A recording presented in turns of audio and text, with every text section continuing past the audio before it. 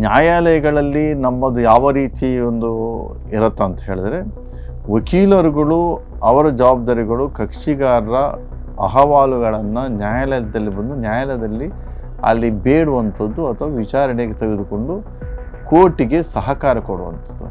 ಕೋರ್ಟಿನಲ್ಲಿ ಎರಡು ವರ್ಗ ಇರುತ್ತೆ. ಒಂದು ವಾದಿ ಮತ್ತು ಪ್ರತಿವಾದಿ. ವಾದಿ ಮತ್ತು ಪ್ರತಿವಾದಿ ಇಬ್ಬರೂ ಕೂಡ ಅವರು ಇಂಪಾರ್ಷಲ್ ಆಗಿ ಅವರ ಕಕ್ಷಿಗಾರರ ಅಹವಾಲು ಏನಿದೆ ವಿಚಾರಗಳನ್ನು ಮಂಡಿಸುವಂಥದ್ದು ಬಿಟ್ಟರೆ ಅವರು ವೈಯಕ್ತಿಕವಾಗಿ ಅದನ್ನು ತನ್ನ ಒಂದು ಧರ್ಮದ ವಿಚಾರವನ್ನು ಎತ್ತುವಾಗಿಲ್ಲ. ಆ ವಕೀಲರ ಕಕ್ಷಿಗಾರರು ಹೇಳಿದ್ದನ್ನು ಎಲ್ಲವನ್ನೂ ಹೇಳುವ ಹಾಗಿಲ್ಲ. ಯಾವುದು ಕಾನೂನಿನಲ್ಲಿದೆ ಅದನ್ನೆಲ್ಲ ಹೇಳಬೇಕಾಗತ್ತೆ.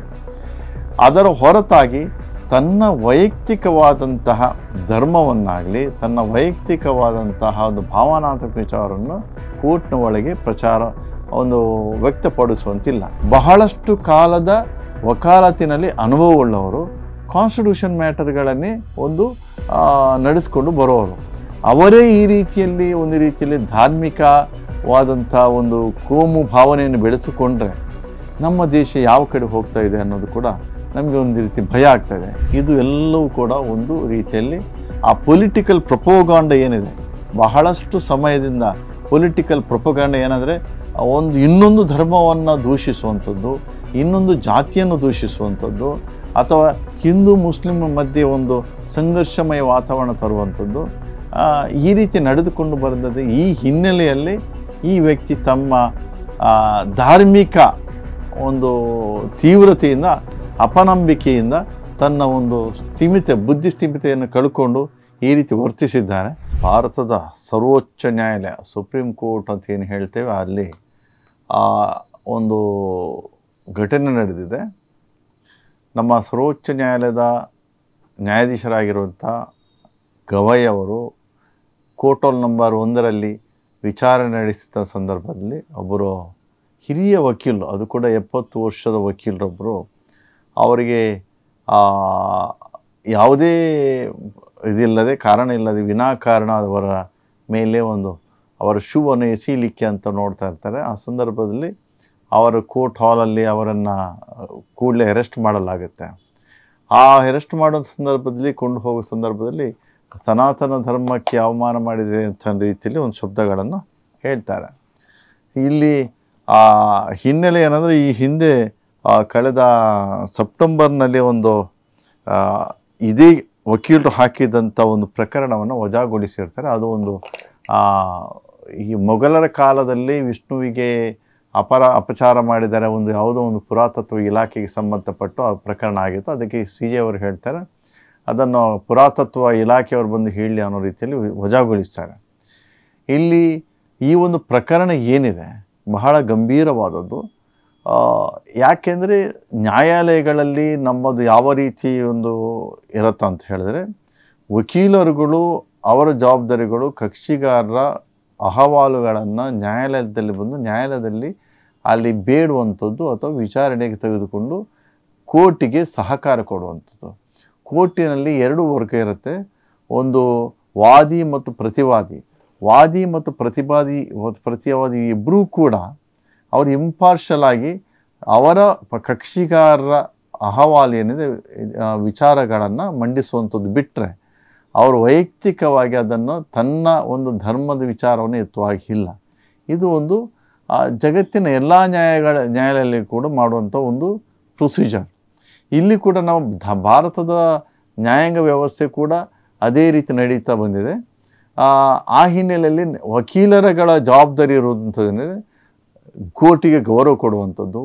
ಎದುರಿನ ವಕೀಲರಿಗೂ ಕೂಡ ಯಾವುದೇ ಒಂದು ಮಾತುಗಳನ್ನು ವಾದವನ್ನು ಮಾಡುವಾಗ ಅವರಿಗೂ ಕೂಡ ಗೌರವ ಕೊಡುವಂಥದ್ದು. ಅದರ ಜೊತೆಗೆ ಎದುರಿನ ವಕೀಲರ ಅವರ ಅಭಿಪ್ರಾಯಗಳನ್ನು ಅವರು ಕೂಡ ಅವರ ಕಕ್ಷಿಗಾರಿಗೆ ಕೂಡ ಗೌರವ ಕೊಡುವಂಥದ್ದು. ಅದರ ಮೇಲಾಗಿ ನನ್ನ ವಕೀಲರು ಯಾರಿರ್ತಾರೆ ಅಂದರೆ ಯಾರು ಇನ್ನೊಬ್ಬ ವಾದ್ಯ ಅಥವಾ ಆ ವಕೀಲರ ಕಕ್ಷಿಗಾರರು ಹೇಳಿದ್ದನ್ನು ಎಲ್ಲವನ್ನೂ ಹೇಳುವ ಹಾಗಿಲ್ಲ. ಯಾವುದು ಕಾನೂನಿನಲ್ಲಿದೆ ಅದನ್ನೆಲ್ಲ ಹೇಳಬೇಕಾಗತ್ತೆ. ಅದರ ಹೊರತಾಗಿ ತನ್ನ ವೈಯಕ್ತಿಕವಾದಂತಹ ಧರ್ಮವನ್ನಾಗಲಿ ತನ್ನ ವೈಯಕ್ತಿಕವಾದಂತಹ ಒಂದು ಭಾವನಾತ್ಮಕ ವಿಚಾರವನ್ನು ಕೋರ್ಟ್ನ ಒಳಗೆ ಪ್ರಚಾರ ಒಂದು ವ್ಯಕ್ತಪಡಿಸುವಂತಿಲ್ಲ. ಇಲ್ಲಿ ಏನಾಗಿದೆ ಅಂದರೆ ಈ ಒಬ್ಬ ವ್ಯಕ್ತಿ ಅದು ಕೂಡ ಒಬ್ಬರು 70 ವರ್ಷದ ವಕೀಲರು ಒಂದು ನ್ಯಾಯಾಲಯದಲ್ಲಿ ಅದೆಷ್ಟೋ ವರ್ಷ, ನನ್ನ ಲೆಕ್ಕದಲ್ಲಿ 40 ವರ್ಷಕ್ಕಿಂತ ಜಾಸ್ತಿ ವಯಸ್ಸನ್ನು ಆಧರಿಸಿ ನೋಡೋದಿದ್ರೆ 40 ವರ್ಷಕ್ಕಿಂತ ಜಾಸ್ತಿ ಒಂದು ಕೋರ್ಟಿನಲ್ಲಿ ಪ್ರಾಕ್ಟೀಸ್ ಮಾಡಿದವರು. ಈ ಒಂದು ವ್ಯಕ್ತಿ, ಈ ಒಂದು ವಕೀಲರು ಏಕಾಏಕಿಯಾಗಿ ಒಂದು CJM chief justice of India ಅವರ ಮೇಲೆ ಒಂದು ಶೂವನ್ನು ಎಸೆಯಲಿಕ್ಕೆ ಪ್ರಯತ್ನ ಮಾಡೋದು, ಅದು ಕೂಡ ಒಂದು ಧರ್ಮದ ಆಧಾರದಲ್ಲಿ. ಇದು ಏನನ್ನು ತಿಳಿಸ್ತದೆ ಅಂದರೆ ನಮ್ಮ ವಿದ್ಯಾವಂತ ಸಮಾಜ ಎಲ್ಲಿ ಹೋಗ್ತಾ ಇದೆ. ವಿದ್ಯಾವಂತರು ಅಂತ ಹೇಳ್ತಾ ಇದ್ದೇವೆ ನಾವು. ಸಮಾಜದಲ್ಲಿ ಇತ್ತೀಚೆಗೆ ನಾವು ಈ ದೇಶದ ಬೆಳವಣಿಗೆಯನ್ನು ನಾವು ನೋಡ್ತಾ ಇದ್ದೇವೆ. ಒಂದು ರೀತಿಯಲ್ಲಿ ಧಾರ್ಮಿಕ ಅಂಧತ್ವದ ರೀತಿಯಲ್ಲಿ ಹೋಗ್ತಾ ಇದೆ. ಈಗ ವಕೀಲರಂತ ಹೇಳಿದರೆ ಸಮಾಜದಲ್ಲಿ ಮೇಲ್ಸ್ಥಳದಲ್ಲಿರುವವರು, ಅವರು ಹೇಳಿದ ಮಾತುಗಳಿಗೆ ಒಂದು ಸಮಾಜದಲ್ಲಿ ಗೌರವ ಇರ್ತದೆ. ಅದೇ ರೀತಿ ಜಡ್ಜುಗಳಾಗಲಿ, ಡಾಕ್ಟರ್ಸ್ಗಳಾಗಲಿ, ಬೇರೆ ಬೇರೆ ಇವೆಲ್ಲವೂ ಕೂಡ ಒಂದು ಕೋಮುವಾದದ, ಕೋಮು ಧ್ರುವೀಕರಣ, ಕೋಮು ಪರಿವರ್ತನೆ ಆದದ್ದು ಕಾಣ್ತದೆ ಇಡೀ ದೇಶ. ಇದರ ಹಿನ್ನೆಲೆಯಲ್ಲಿ ಇನ್ನೂ ಕೂಡ ನೋಡುವುದಿದ್ರೆ ನಾವು ಸಮಾಜದ ಎಲ್ಲಾದರೂ ಕೂಡ ಮಾತನಾಡೋದಿದ್ದರೆ, ಈಗ ನಮ್ಮ ಚಿಕ್ಕಂದಿನಲ್ಲಿ ನಾವು ನೋಡ್ತಾ ಇದ್ದದ್ದು ಪರಿಸರ ಏನಂದರೆ ನಮ್ಮ ಸುತ್ತಮುತ್ತ ಇದ್ದದ್ದು ವಿದ್ಯಾವಂತರು ಮತ್ತು ಅವಿದ್ಯಾವಂತರು ಒಂದು ವರ್ಗ ಇತ್ತು. ಯಾಕಂದರೆ ಆ ಸಂದರ್ಭದಲ್ಲಿ ನಾವು ಚಿಕ್ಕಂದಿರುವಾಗ ನಮ್ಮ ಹಿರಿಯರೆಲ್ಲ ಅಥವಾ ನಮ್ಮ ಸುತ್ತಮುತ್ತ ಯಾರು ಕೂಡ ಹೆಚ್ಚಿನವರು ಅವಿದ್ಯಾವಂತರಾಗಿದ್ದಾರೆ. ಈಗ ನಮ್ಮ ಸುತ್ತಮುತ್ತ ಇರುವುದು ಎಲ್ಲರೂ ಕೂಡ ವಿದ್ಯಾವಂತರು. ಎಲ್ಲರೂ ಕೂಡ ಯಾರಿಗೂ ಕೂಡ ವಿದ್ಯೆ ಬರದವರು ಯಾರೂ ಇರೋದಿಲ್ಲ. ಅದರ ಜೊತೆಗೆ ಈ ವ್ಯಕ್ತಿ ಏನಿದ್ದಾರೆ ಅವರು ವಿದ್ಯಾವಂತರು ಅನ್ನೋದನ್ನು, ವಿದ್ಯಾವಂತರಲ್ಲದೆ ಬಹಳಷ್ಟು ಕಾಲದ ವಕಾಲತಿನಲ್ಲಿ ಅನುಭವವುಳ್ಳವರು, ಕಾನ್ಸ್ಟಿಟ್ಯೂಷನ್ ಮ್ಯಾಟರ್ಗಳನ್ನೇ ಒಂದು ನಡೆಸ್ಕೊಂಡು ಬರೋರು. ಅವರೇ ಈ ರೀತಿಯಲ್ಲಿ ಒಂದು ರೀತಿಯಲ್ಲಿ ಧಾರ್ಮಿಕವಾದಂಥ ಒಂದು ಕೋಮು ಭಾವನೆಯನ್ನು ಬೆಳೆಸಿಕೊಂಡ್ರೆ ನಮ್ಮ ದೇಶ ಯಾವ ಕಡೆ ಹೋಗ್ತಾ ಇದೆ ಅನ್ನೋದು ಕೂಡ ನಮಗೆ ಒಂದು ರೀತಿ ಭಯ ಆಗ್ತಾಯಿದೆ. ಅದ್ರ ಜೊತೆಗೆ ಇಂಥ ಒಂದು ಮಾನಸಿಕತೆ ಹೇಗೆ ಬಂತು, ಇದು ಎಲ್ಲವೂ ಕೂಡ ಒಂದು ರೀತಿಯಲ್ಲಿ ಆ ಪೊಲಿಟಿಕಲ್ ಪ್ರೊಪೋಗಾಂಡ ಏನಿದೆ, ಬಹಳಷ್ಟು ಸಮಯದಿಂದ ಪೊಲಿಟಿಕಲ್ ಪ್ರೊಪೋಗಾಂಡ ಏನಂದರೆ ಇನ್ನೊಂದು ಧರ್ಮವನ್ನು ದೂಷಿಸುವಂಥದ್ದು, ಇನ್ನೊಂದು ಜಾತಿಯನ್ನು ದೂಷಿಸುವಂಥದ್ದು, ಅಥವಾ ಹಿಂದೂ ಮುಸ್ಲಿಂ ಮಧ್ಯೆ ಒಂದು ಸಂಘರ್ಷಮಯ ವಾತಾವರಣ ತರುವಂಥದ್ದು, ಈ ರೀತಿ ನಡೆದುಕೊಂಡು ಬಂದದ್ದು. ಈ ಹಿನ್ನೆಲೆಯಲ್ಲಿ ಈ ವ್ಯಕ್ತಿ ತಮ್ಮ ಧಾರ್ಮಿಕ ಒಂದು ತೀವ್ರತೆಯಿಂದ, ಅಪನಂಬಿಕೆಯಿಂದ ತನ್ನ ಒಂದು ಬುದ್ಧಿ ಸ್ಥಿಮಿತೆಯನ್ನು ಕಳ್ಕೊಂಡು ಈ ರೀತಿ ವರ್ತಿಸಿದ್ದಾರೆ. ಇದು ಒಂದು ಸಾಮಾಜಿಕವಾಗಿ ಒಂದು ಒಳ್ಳೆಯ ಒಂದು ಮೆಸೇಜ್ ಕೂಡ ಅಲ್ಲ. ಆದರೆ ಇಡೀ ಒಂದು ಈ ವ್ಯಕ್ತಿ, ಈ ಒಂದು ವಕೀಲರು ಮಾಡಿದಂಥ ಒಂದು ತಪ್ಪನ್ನು ಇಡೀ ವಕೀಲರ ಸಂಘ ಖಂಡಿಸಿದೆ. ಅದು ಖಂಡಿಸಲೇಬೇಕು. ಅದು ಒಂದು ನ್ಯಾಯಾಂಗ ನಿಂದನೆ ಆದಂಥ ಒಂದು ಪ್ರಕರಣ ಆಗಿರೋದ್ರಿಂದ ಯಾವುದೇ ವೃತ್ತಿಯಲ್ಲಿ ಇದ್ದರೂ ಕೂಡ ಅವರನ್ನು ಸೂಕ್ತ ಒಂದು ಪನಿಷ್ಮೆಂಟ್, ಶಿಕ್ಷೆ ಆಗತ್ತೆ ಅನ್ನೋದು ಕೂಡ ನಾವು ವಿಶ್ವಾಸದಿಂದಿದ್ದೇವೆ. ಅದರ ಜೊತೆಗೆ ನಾವು ಇತ್ತೀಚೆಗೆ ಬಂದಂಥ ಒಂದು